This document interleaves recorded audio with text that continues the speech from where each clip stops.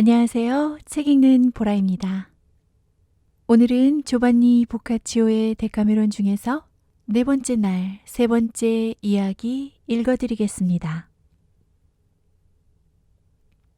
네 번째 날, 세 번째 이야기. 세 청년이 세 자매를 사랑해서 모두 함께 크레타 섬으로 도피합니다. 거기서 맏언니는 질투 때문에 자기 애인을 살해합니다. 둘째는 크레타의 영주에게 몸을 맡기고 언니의 목숨을 구합니다. 그러자 둘째의 애인이 둘째를 죽이고 첫째와 함께 도망칩니다. 셋째와 그 애인은 죄를 뒤집어쓰고 자백을 강요당합니다. 그들은 사형당할까봐 두려워 돈으로 간수를 매수하고 빈손으로 로도스 섬을 달아납니다. 그리고 거기서 비참하게 살다가 죽게 됩니다. 필로스트라토는 팜피네아의 이야기를 다 듣고 나서 혼자 얼마간 생각에 잠겼다가 이윽고 팜피네아를 향해 이렇게 말했습니다. 팜피네아님의 이야기는 좋은 점이 없지 않지만 마지막 부분은 그래도 마음에 들었습니다.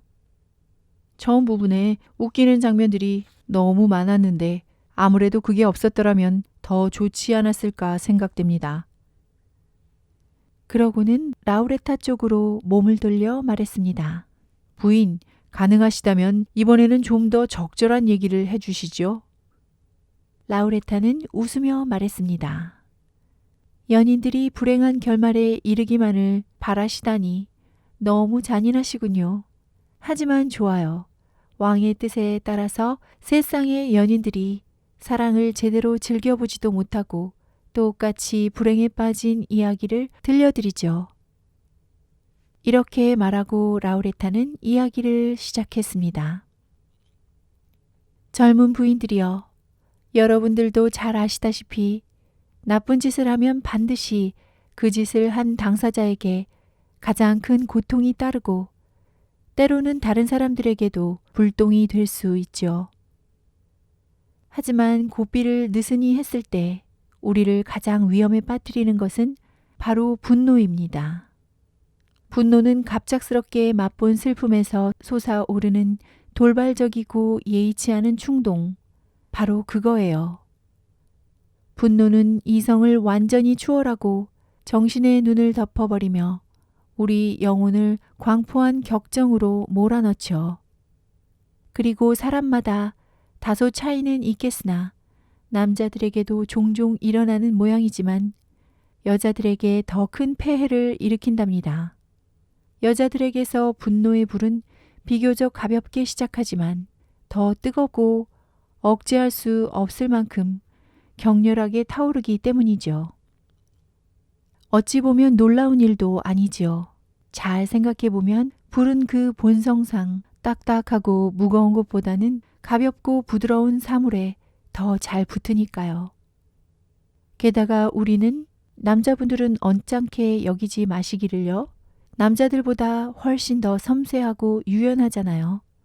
우리는 본성적으로 그런 경향을 지니고 있으니 그러한 우리의 유순함과 온화함이 남자들에게 마음의 휴식과 기쁨을 주고 있죠. 하기야 분노와 격정은 괴로움과 위험을 초래하기도 합니다.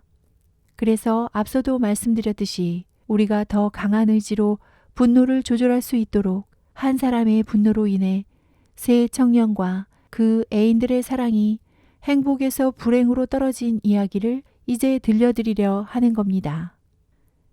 여러분이 아시듯 프로방스의 도시 마르세유는 바다를 끼고 있는 오래되고 고풍스러운 지역이죠.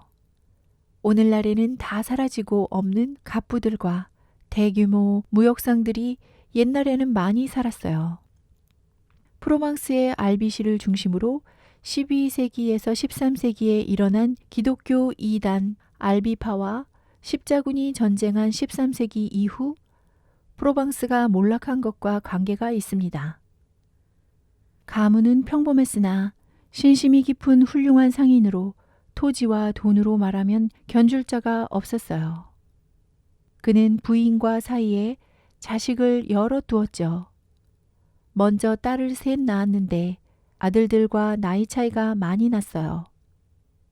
딸들 중 둘은 쌍둥이로 벌써 15살이었고 셋째는 14살이었습니다. 당시 결혼 정년기의 나이였습니다. 그래서 친척들은 사업 때문에 스페인에 간 나르날드가 돌아오면 곧바로 그들을 혼인시키려 준비하고 있었어요. 쌍둥이 자매의 이름은 니네타와 막달레나였고 셋째 이름은 베르텔라였습니다. 니네타에게는 사귀는 귀족 청년이 있었는데 레스타뇨네라라는 이름의 이 가난한 청년은 그녀를 너무나도 사랑했고 그녀도 청년을 사랑했답니다. 둘은 눈치 있게 행동했기에 세상 누구도 모르게 저희의 사랑을 즐기고 있었죠. 이들이 한창 사랑을 나누던 무렵 폴코와 우게토라는 두 청년이 막달레나와 베르텔라를 사랑하게 됐습니다. 두 청년 모두 아버지가 사망하여 막대한 유산을 상속받은 터였죠. 이런 사실을 니네타에게서 들은 레스타뇨네는 청년들의 사랑을 이용하면 자신의 결점을 보완할 수 있겠다 생각했어요.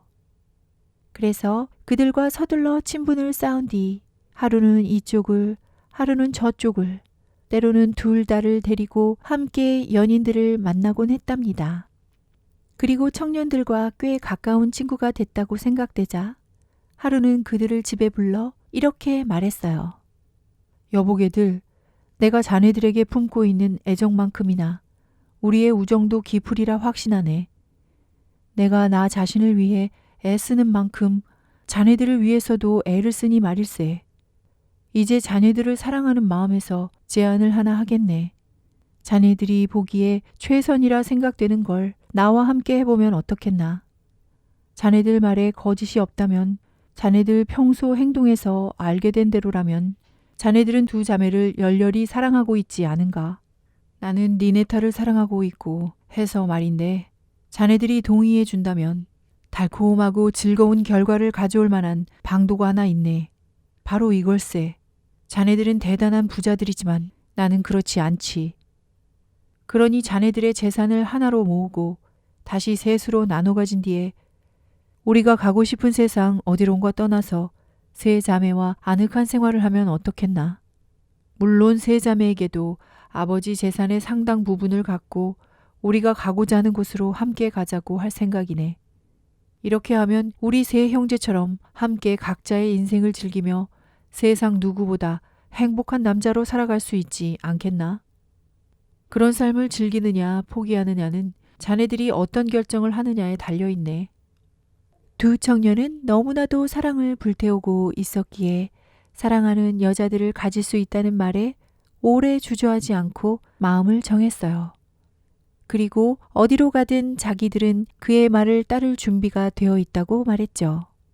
레스타뇨네는 청년들로부터 이런 대답을 듣고 며칠 지나서 니네타를 만났습니다. 그녀를 만나는 것에 큰 곤란이 없지는 않았지만 잠시 함께 즐거운 시간을 보낸 뒤에 그는 청년들과 나눈 이야기를 들려주고 여러 이유를 들어가며 이 계획에 찬성해 주기를 부탁했어요.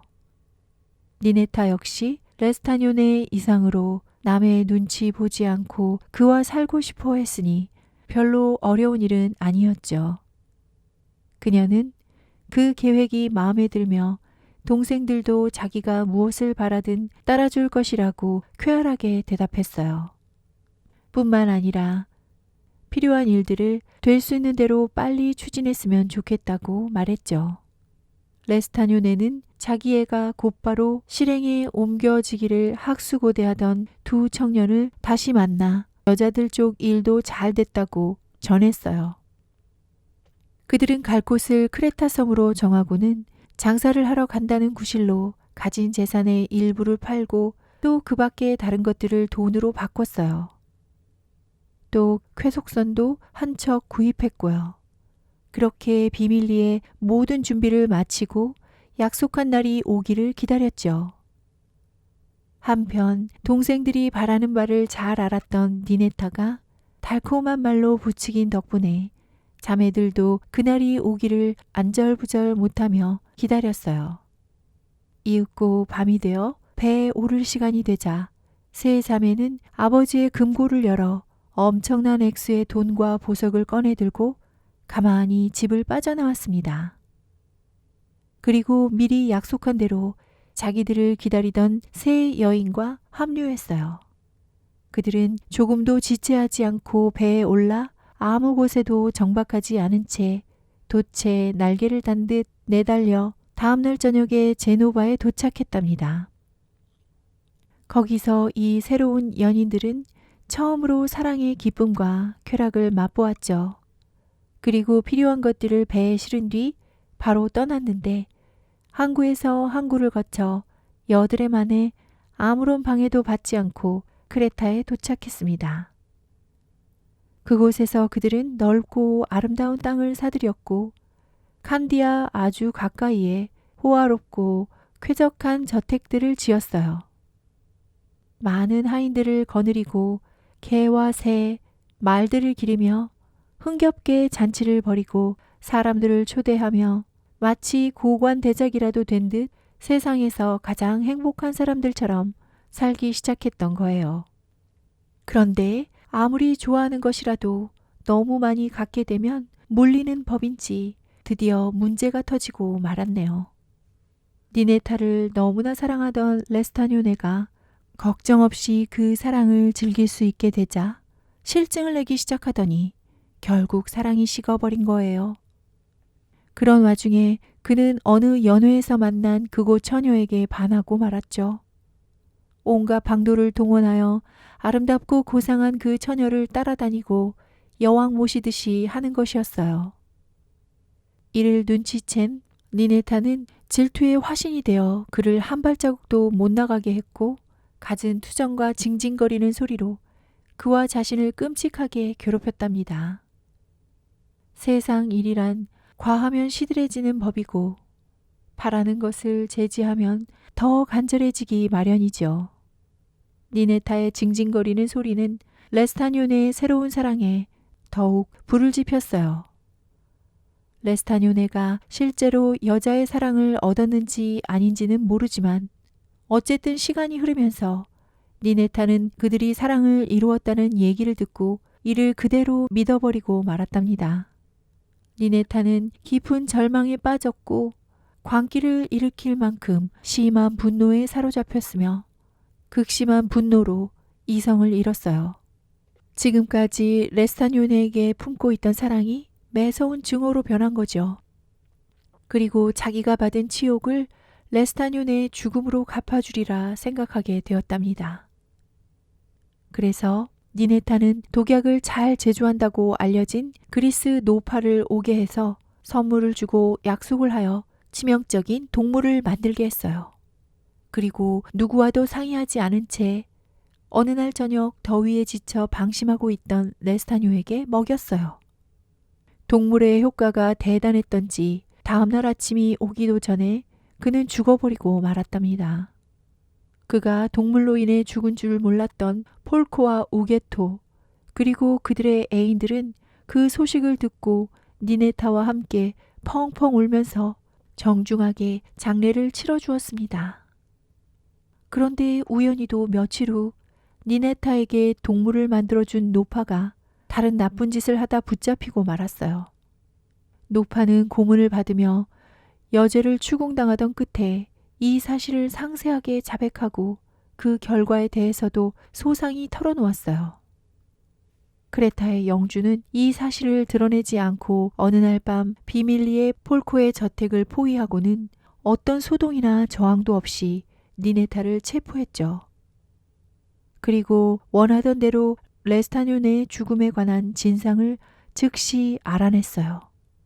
고문을 할 필요도 없이 말이죠. 폴코와 우게토는 니네타가 체포된 이유를 영주에게서 은밀히 전해 듣고 이 사실을 여자들에게 전해 주었어요. 얘기를 들은 자매들은 굉장히 괴로워했죠. 그리고 니네타를 화형에서 구하고자 백방으로 손을 썼습니다. 니네타가 저지른 짓으로 인해 틀림없이 극형을 받을 것으로 판단했기 때문이죠. 그러나 모든 노력이 수포로 돌아가는 듯 했어요. 화형 판결을 내리려는 영주의 의지가 워낙 확고했거든요. 그런데 영주에게서 오랫동안 사랑을 받으면서도 눈길 한번 돌리지 않던 젊고 아름다운 막달레나가 영주의 바람을 들어주면 언니를 불길에서 빼낼 수 있지 않을까 생각하게 되었어요.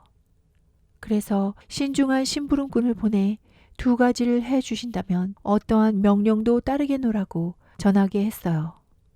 2가지 일이란 언니를 무죄 석방하여 돌려줄 것과 이 일을 비밀에 붙여달라는 것이었죠. 영주는 심부름꾼의 이야기를 듣고서 기뻤으나 한편으로는 오래 숙고한 끝에 결국 그렇게 하기로 결정했습니다. 영주는 막달레나와 합의하여 이번 사건과 관련하여 폴코와 우게토를 조사할 것이 있는 것처럼 하여 어느 날 밤 그들을 연행하도록 한 뒤 자기는 몰래 막달레나에게로 가서 밤을 함께 보냈어요. 그 전에 니네타를 자루에 넣어 그날 밤에 돌을 매달아 바다에 던져 넣을 듯이 했지만 그렇지 않고 대신 동생에게 데리고 가서 그날 밤에 대가로 선물했죠. 아침이 되어 떠나면서도 그는 이것이 그들의 사랑의 첫 번째 밤이지 마지막 밤은 되지 않을 것이라 당부하고는 또 자기가 비난을 받거나 다시 그녀를 극형에 처해야 하는 상황이 벌어지지 않도록 죄인을 멀리 보내라고 일러두었어요. 그날 아침에 폴코와 우게토는 니네타가 돌을 달고 수장됐다는 얘기를 듣고 이를 믿은 채로 풀려났어요. 그들은 언니의 죽음을 두고 슬퍼할 자기 여자들을 위로하기 위해 집으로 돌아갔죠. 그런데 막달레나가 감춘다고 감추었음에도 니네타가 살아있다는 것을 폴코가 눈치채고 말았어요. 그는 매우 놀랐고 곧바로 이 일을 수상쩍게 여겼습니다. 영주가 막달레나를 좋아했다는 얘기를 들은 적이 있거든요. 그래서 어떻게 니네타가 살아서 여기 있을 수 있는지 따져 물었어요. 막달레나가 여러 말로 설명하며 넘겨보려 했지만 눈치 빠른 폴코를 속일 수는 없었어요. 폴코는 진실을 말하라고 다그쳤고 막달레나는 다시 변명을 늘어놓다가 결국 사실을 털어놓게 됐답니다. 폴코는 괴로워하며 가슴을 치다가 울컥 솟아오른 격분을 이기지 못하고 칼을 빼어들어 애원하는 그녀를 죽여버리고 말았어요. 폴코는 영주의 분노와 처벌이 두려워 죽은 막달레나를 방에 두고서 니네타에게로 갔어요. 그리고 기쁜 표정을 지어 보이며 이렇게 말했죠. 막달레나가 안전한 곳을 마련해 두었으니 빨리 갑시다. 여기 있다가 영주 손에 잡히면 살아남기 힘들어요. 니네타는 그 말을 믿었어요. 그리고 두려움에 차서 어디로든 달아나고 싶었던 터라 동생에게 인사도 하지 않고 폴코와 함께 이미 어두워진 길로 나섰죠. 폴코가 지니고 있던 몇 푼 안 되는 돈을 들고 해안으로 가서 배를 얻어 탔으나 어디로 가는지는 알지 못했답니다. 다음 날이 되어 막달레나가 살해된 채 발견되자 우게토를 질투하고 싫어하던 몇몇 사람들이 즉각 영주에게 그 사실을 보고했어요. 그러자 막달레나를 끔찍이 사랑한 영주는 불같이 화를 내며 집으로 달려와 우게토와 그의 애인을 체포했죠. 그리고 폴코와 니네타가 도주한 것에 대해 아무것도 모르는 2사람에게 막달레나의 죽음을 추궁하고 폴코와 공범으로 몰아 억지로 자백을 시키고 말았답니다. 이렇게 자백을 한 이상 사형을 면치 못하리라 여겨 두려워진 2사람은 묘책을 생각해내고 감시하던 자들을 매수하기로 했죠. 만일의 경우를 대비하여 집에 감추어 두었던 상당한 돈도 그들에게 주었어요. 남은 돈과 재산을 수습할 시간도 없이 그들은 간수들과 함께 어둠을 이용해 배를 얻어 타고는 간신히 로도스 섬으로 도망쳤답니다. 그리고 그곳에서 가난하고 비참한 생활을 하다가 이내 죽었다고 합니다. 이처럼 레스타뇨네의 미친 사랑과 니네타의 분노는 저들뿐 아니라 모두를 파멸시킨 것입니다. 끝까지 함께 해주셔서 감사합니다. 책 읽는 보라였습니다. 오늘도 행복하세요.